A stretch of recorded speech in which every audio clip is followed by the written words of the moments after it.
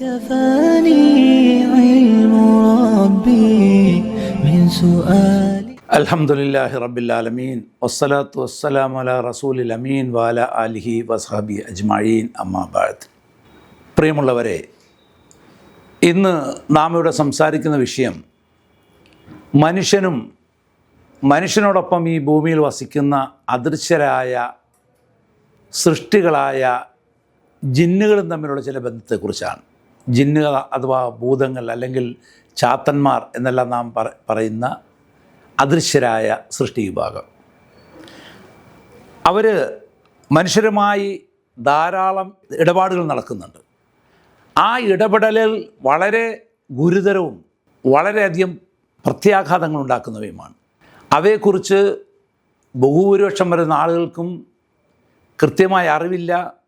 അറിയുന്നവർക്ക് തന്നെ അത് കൃത്യമായ രീതിയിലല്ല അവർ മനസ്സിലാക്കിയിട്ടുള്ളത്.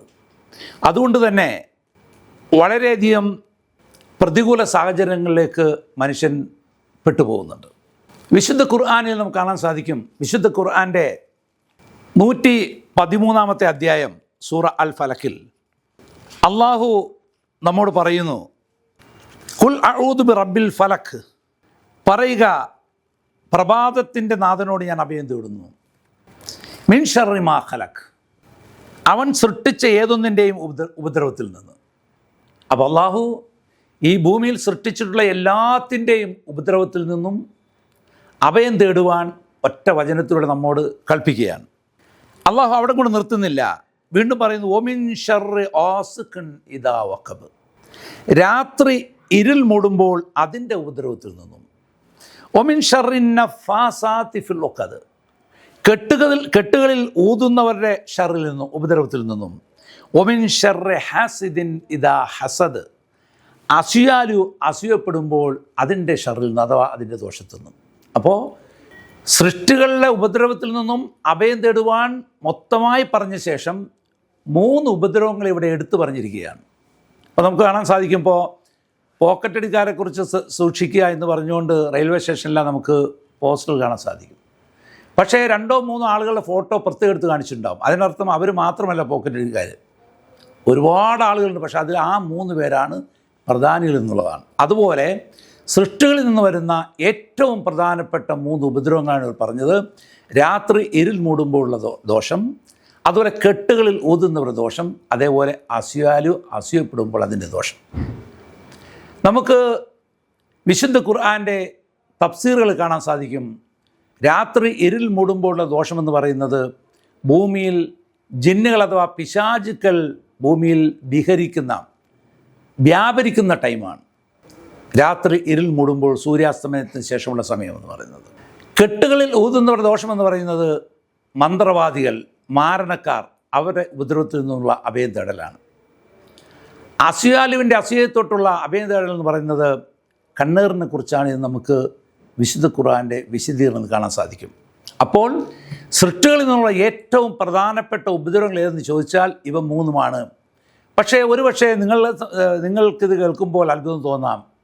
പലരും ഇല്ല എന്ന് സങ്കല്പിക്കുന്ന, അല്ലെങ്കിൽ നിസാരമെന്ന് കാണുന്ന ഈ കാര്യങ്ങളെയാണ് അള്ളാഹു വളരെ ഗൗരവത്തിൽ നമ്മെ അറിയിക്കുന്നത്. ഈ വിഷയം പൂർണ്ണമായി മനസ്സിലാക്കുമ്പോൾ നിങ്ങൾക്കും ഈ കാര്യം വ്യക്തമാകും.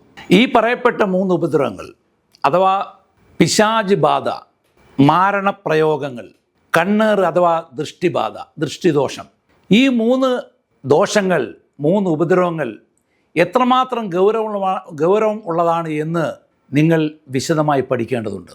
കാരണം ഓരോ മനുഷ്യൻ്റെ ജീവിതത്തിൽ ഇത് വളരെ നിർണായകമാണ്. ഈ ലോകത്തെ ജീവിതം മാത്രമല്ല, ശാശ്വതമായ പരലോക ജീവിതത്തെ പോലും വളരെ ഗുരുതരമായി ബാധിക്കുന്ന ഒന്നാണ് ഈ വിഷയങ്ങൾ. പലപ്പോഴും ഈ പ്രയാസങ്ങൾ പരിഹരിക്കുവാൻ ഭൗതിക മാർഗങ്ങൾ മതിയാകാതെ വരുന്നുണ്ട്. അതുകൊണ്ട് തന്നെ അവസാനം എത്തിപ്പെടുക ദുർമന്ത്രവാദികളുടെയും അതുപോലെ തന്നെ വ്യാജസിദ്ധന്മാരുടെയും അടുത്താണ്.